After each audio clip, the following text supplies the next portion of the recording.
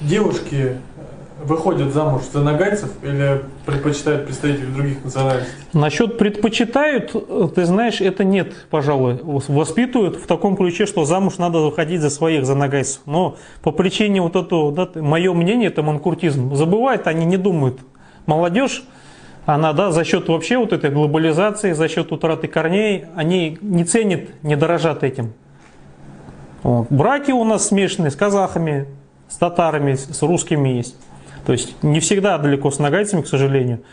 Не потому, что другие народы плохие, да. У нас, да. Вы, вот, например, там, не знаю, дочь, не дай бог, там, скажет, вот, все, папу люблю, там.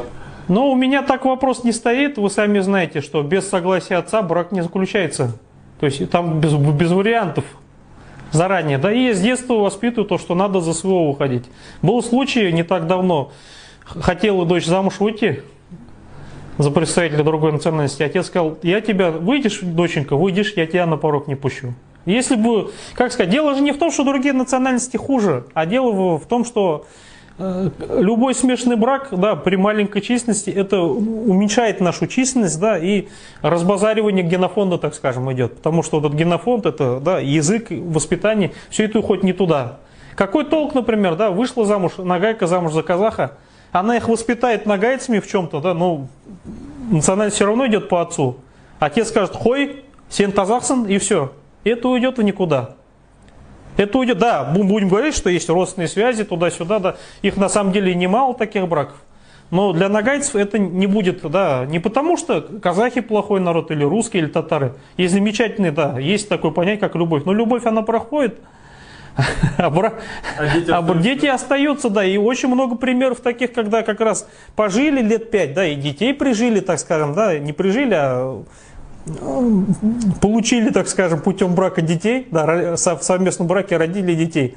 Потом по причине того, что все-таки осознали, что есть определенные разницы ментальные, определенные установки расходятся, а потом эти дети растут, да, они, как сказать, и не там, либо они, например, да, имея там отца из другой национальности, говорят, я нагаец.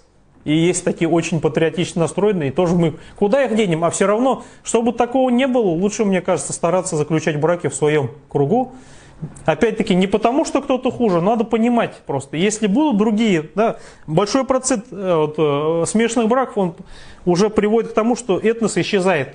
Это не я говорю, это говорил Бромлей, да, это говорили многие, значит, ученые, да, советской этнографической школы, то, что большое количество смешанных браков, оно приводит к тому, что народ исчезает. Вот.